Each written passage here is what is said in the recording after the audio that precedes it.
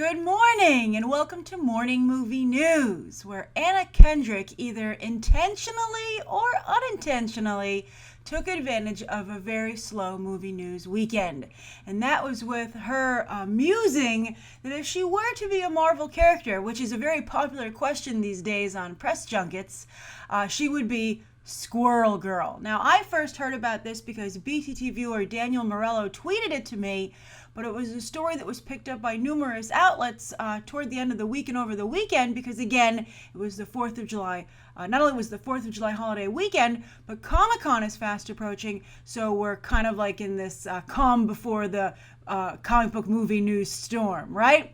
So even the Hollywood Reporter, one of the top industry trades, ended up putting it up on their front page, or their front page, so to speak, on their website.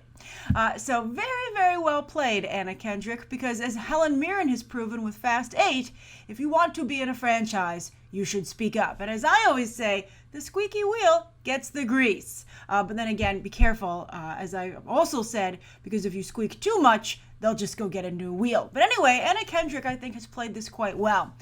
So she's been promoting Trolls, she's been promoting Mike and Dave Need Wedding Dates, and if either of those movies hits, Kevin Feige, at the box office, Kevin Feige might be like, Squirrel Girl, you say?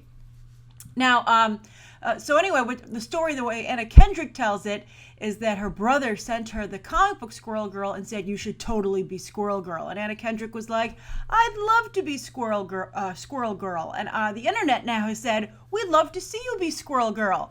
And I think, again, it's well played on Anna Kendrick's part, but now we're going to discuss as to whether or not it might actually happen. Now, to be fair, Squirrel Girl and Anna Kendrick certainly have their fans. Anna Kendrick is part of the Pitch Perfect franchise, of course, wildly successful. However, she also stars in a lot of direct-to-video or direct-to-streaming movies these days as well, right? So Anna Kendrick isn't guaranteed box office.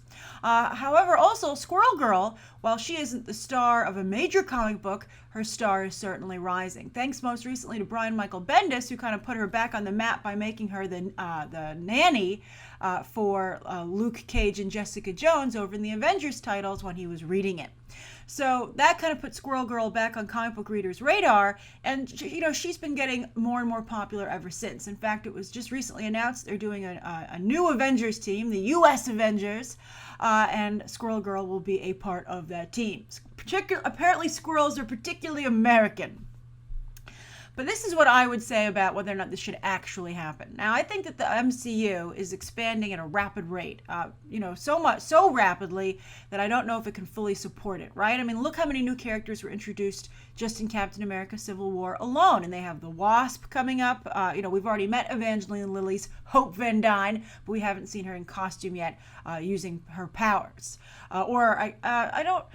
She doesn't seem to have any powers in the first movie, but of course, she has not only the ability to shrink or maybe grow in size as well, just like we saw in Civil War with Ant-Man, but she also has her wasp sting, which is pretty cool. So we'll see if that's a technological ability or a superpower ability. But anyway, I don't really know where you could put Squirrel Girl in here and have it work. Now, on the other hand, though, you could have you could introduce her also. Anna Kendrick, I don't think she would go to Netflix, which of course is where Luke Cage and Jessica Jones are now currently situated.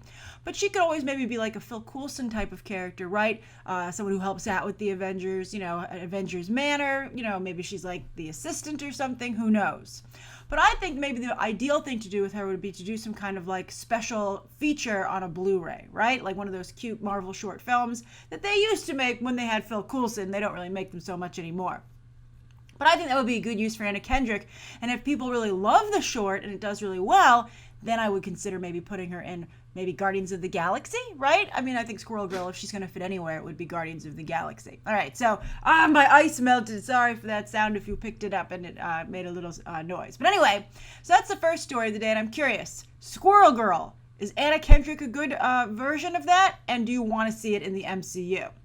All right, so the second story of the day is we've actually got, now speaking of seeing things in the movie verse, Matthew McConaughey has finally stepped out on set on location, and God bless location shoots because they allow us to see these people in costume and to get an idea of what's going to happen. So location shoots did wonders for Suicide Squad.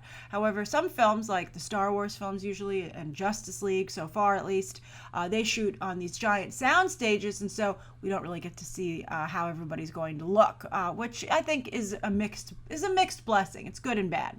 But anyway, they're shooting The Dark Tower out on the streets of Manhattan, and we saw Idris Elba a few weeks ago, and he just, I didn't really cover it because, actually I didn't cover it at all, because he just looked like Idris Elba dressed as a cowboy, right?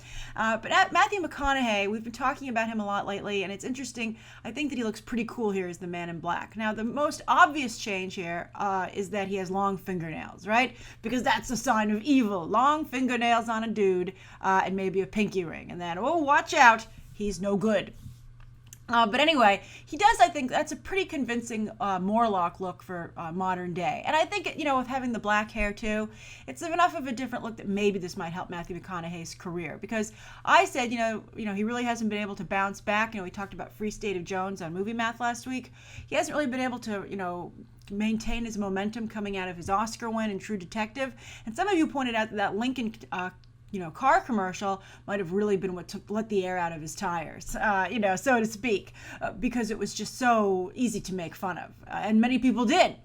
So maybe this will help him, having like a pretty cool look. And maybe the rest of the aspects of the character will be given with visual effects in post. But also, I think one of the problems this movie is having with location shoots is that, we were sold on a Western. For those of us who aren't the Dark Tower fans, a lot of the imagery from the cover in the Marvel comics is always like this cool Western landscape, right? And they're like, surprise, it takes place partially in that world, but also partially in your world. And you're like, what?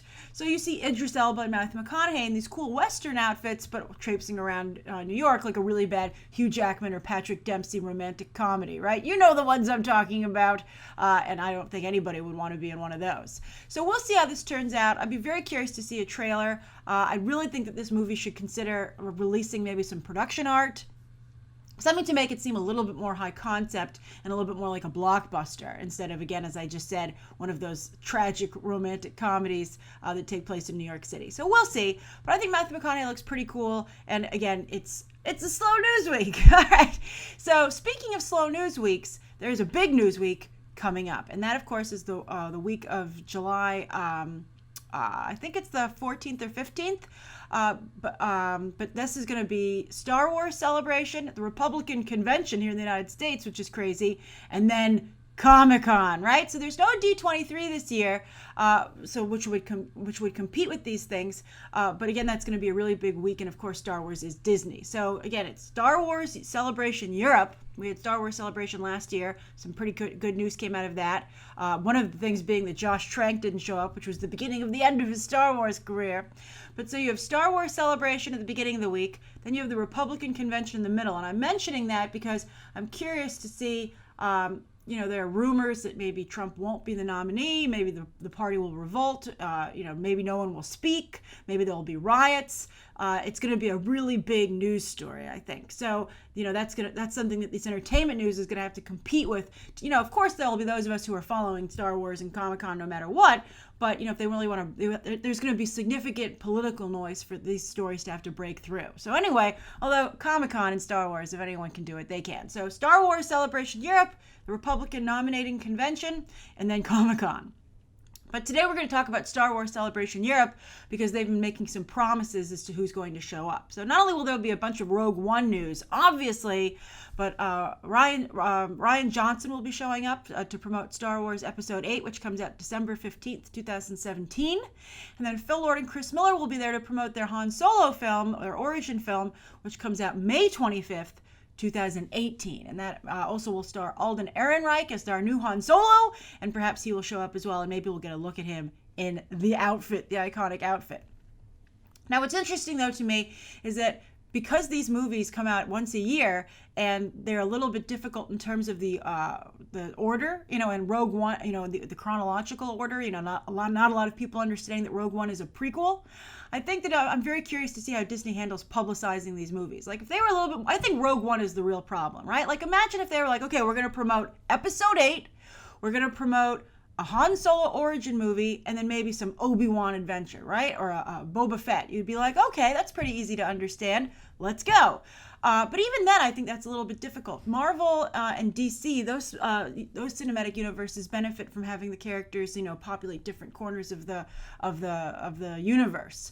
But for instance, also if you have Guardians of the Galaxy, they're out in the cosmic space.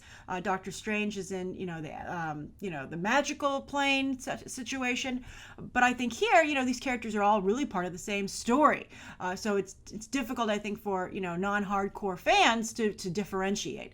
So I think if they really want to be super careful and not sacrifice any of these movies or have them get trampled to death by the bigger ones, they have to really only have like a year to promote said film, which is, I think, really scary. So while you're going to see, obviously, I think, a big push for Rogue One and a continued effort to assure people that the reshoots are not a problem, I'm curious to see what they're going to do about Episode 8 and what they're going to do about this Han Solo movie. How are they going to promote them? I'm tempted to say you might see maybe a teaser for Episode 8, but I think that would just be so bad for Rogue One. I would put a teaser for Episode 8 out because when Rogue One hits, that's a year out, so why not do it then? But we'll see what happens. We'll see. I'm curious, what would be your suggestion for how to handle the promotion for Star Wars with this chronological issue, and also, just that it's a little bit of a different animal than what you have being built over at Marvel and DC. So finally, today's viewer question. I think this is a great question. This comes from Waker Productions, and Waker Productions says, what does it mean exactly to produce? Just finance a movie? Because I think this, if I recall correctly, this came out of my talking about Pacific Rim 2 last week, and that John Boyega is not only starring, but he's also going to be producer on the film. So what does a producer do? Well, there are a whole bunch of different types of producers, and that's why you'll see so many credited to a movie. Now, as we've discussed before, there's an executive producer, and an executive producer is usually someone who did the movie a favor. It's like the movie's Godfather, right? Harvey Weinstein is often an executive producer. Maybe that person purchased the film out of a film festival, as Harvey is often doing. So they didn't produce the actual movie, but they're so instrumental in getting that movie to the marketplace and also during award season that they get a producer credit. But it's an executive producer credit.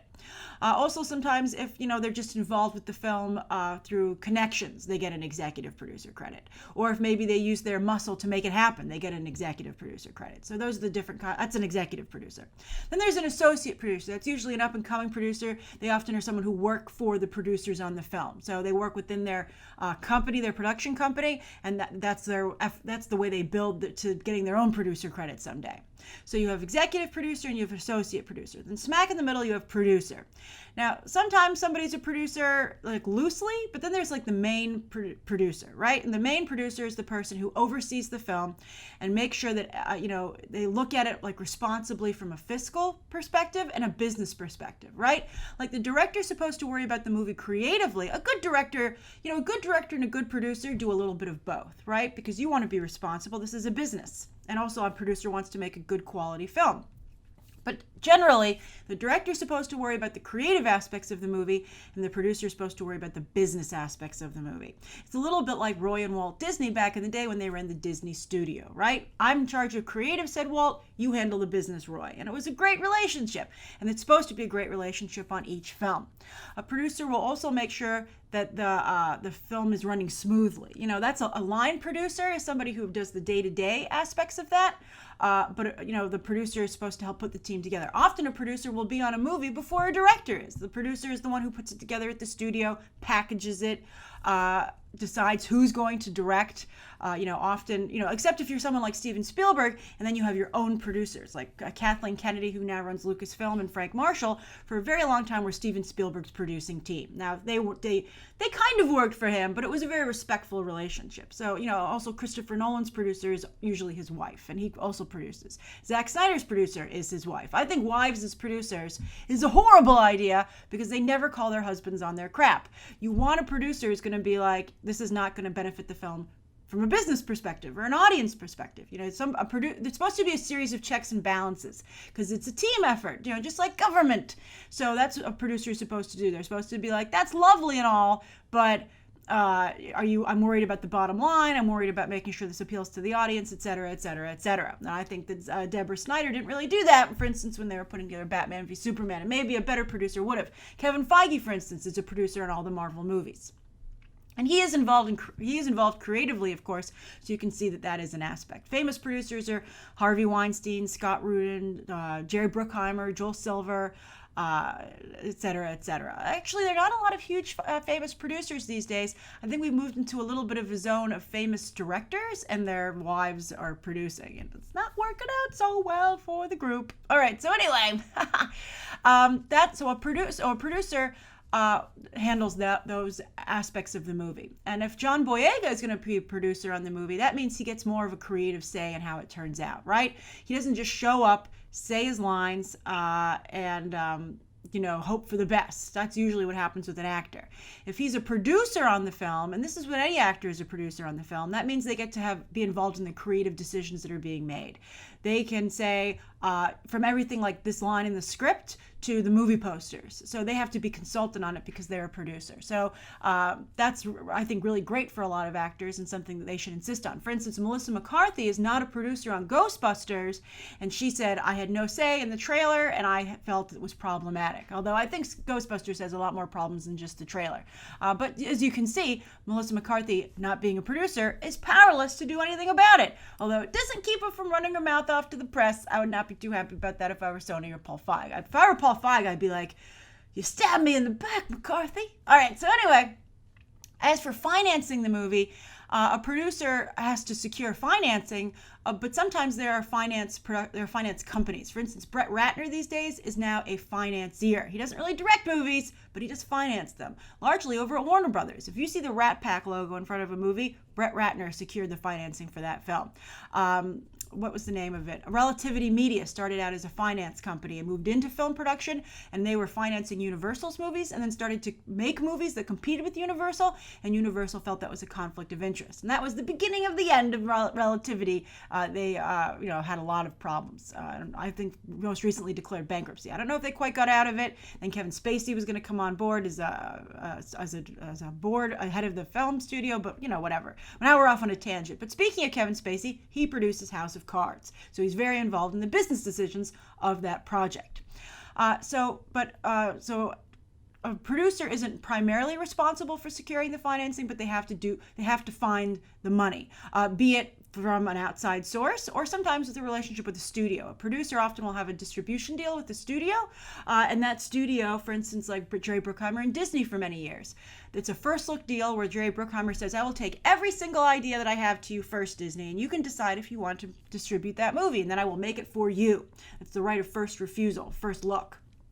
And then the deal is that Disney will therefore then put up the money for said movie. Although on The Lone Ranger, they were like, we're only putting up so much money, Jerry Bruckheimer, because we don't feel that this movie is worth any more. And then Jerry Bruckheimer says, surprise, I shot half the movie, but I ran out of money. What are you going to do now? And then Disney goes, I don't like you anymore, Jerry Bruckheimer, even though you made me the Pirates movies. So anyway, that's kind of a little bit of a quick lesson, 101 on producing. All right, so thank you for your question, Waker Productions. Loved it. I hope you guys, that answer was helpful. Thank you, everybody. I hope you had a wonderful 4th of July weekend. Please write down below think of today's top 3 stories and Waker Productions viewer question, anything you'd like to see covered tomorrow, and any questions that you might have. Thanks for watching. Bye.